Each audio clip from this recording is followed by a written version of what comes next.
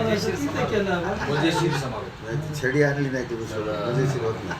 आज परभणीतले सर म्हणले की नगरसेवक या म्हणजे आमचे कुलदीप सर म्हणजे नगरसेवकाची जी काही हे असते चौकट, ती चौकट त्यांनी भेदून टाकली आणि बऱ्याच नगरसेवकांना त्यांचं अनुकरण करावं लागलं.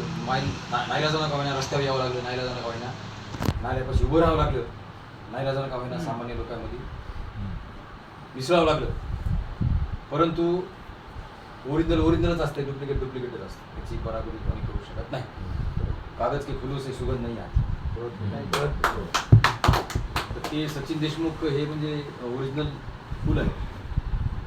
म्हणजे आता काही डुप्लिकेट फुलं उमल्याचा प्रयत्न करायचा चिखलामध्ये, पण ते काही लोकांच्या मनात बसर झाले.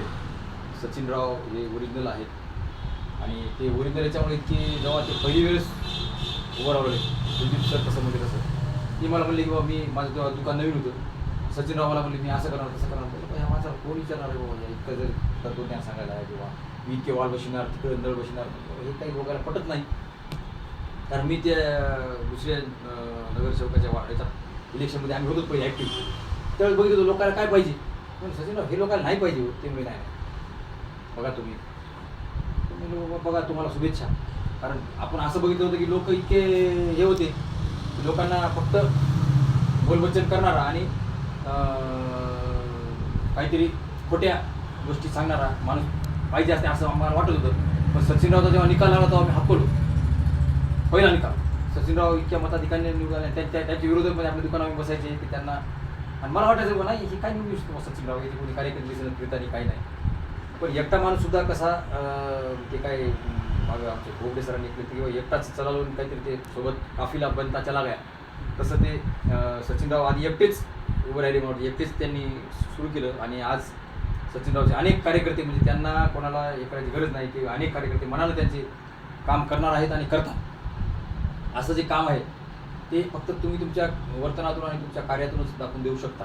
आणि सचिनरावने ते प्रत्येक वेळी दाखवून दिले. साहेब म्हणजे कसं की बा ते कोणती ती बाई त्याचा अपघात झाला होता, तिला जाऊन दवाखान्यात ॲडमिट करून, नाही तर लोक बघायला स्वतः तयार नसतात. आणि मी बघितलं होतं की त्या एकदा गॅस स्फोट घेतला होता त्या ममता कॉलनीत. सचिनराव स्वतः म्हणत होते मी योगायोगाने तिथे गेलो, म्हणजे मला फोन आला आणि मग मी तिथे गेलो. म्हणजे त्या लोकांना काय वाटते बऱ्याच झालं मी अग्निशमन दलात का काम आला का असं वाटते लोकांना. मला फोन आला सगळ्यात तिथे गेलो मी. सचिनराव मधात ते ओलं पोतं केलं त्या गॅसच्या चौटा काढले. योगायोगाने म्हणजे मी माझा मोबाईल होता तिथे फोटो काढला. लोक म्हणले होते फोटो काय काढला काय म्हणजे ते मला ती समयसूचकता आली ते काढला. पण सचिनरावचं ते धाडस आणि ते जे समयसूचकता होती की त्या ठिकाणी त्याच्यावर ओलं पोतं टाकायला पाहिजे. नंतर मग याची गाडी आली, अग्निशमन दलाची गाडी आली, म्हणजे ते साक्षीदार मी आहे समजा. तेव्हा ते सचिनराव एकटेच पाहत होते. त्याचा मुलगा एक होता ते पोत आणून दिलं ओलं करून कपडे आणून दिलं सचिनराव टाकू लागले त्याच्यावर. तर हे जे धाडस आहे ना हे ओरिजिनल असतं. म्हणजे म्हणून की कागद फिरू सुगंध नाही तेच प्रकार आहे किंवा उगा आता मी सचिनराव करतो म्हणजे जमत नाही म्हणजे नाही. त्याच्यामुळे ते ओरिजिनलच पाहिजे, ती धमक जी आहे ती ओरिजिनलच पाहिजे.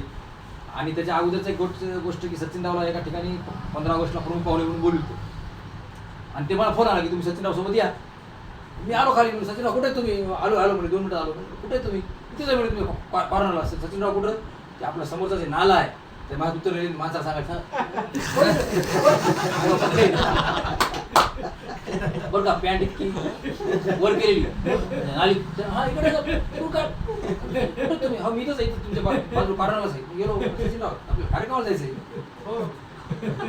सचिनरावची मुलगी ड्रेसवर शाळेत तिला शाळेत सोडत सचिनराव पावणे 7 ला उभे त्या पुलावर आपल्या पुलामध्ये मध्ये उतरून सांगायला नाही इकडून नाही असं करते माणूस तिथून नाली काढायला तुमचा कर्मचारी. अरे म्हणून सचिनराव तुम्हाला ते काय झालं त्यावेळेस नेमकं म्हणजे ते सुचलं नाही मला ते खरं कुठून काढायला पाहिजे किंवा शूटिंग करायला पाहिजे सुचत नाही. कारण मी बोलत आलतो साहेब सचिनराव म्हणजे हे जे तळमळ आहे का हे कोणालाही येत नाही आणि हे डुप्लिकेट माणूस करू शकत नाही.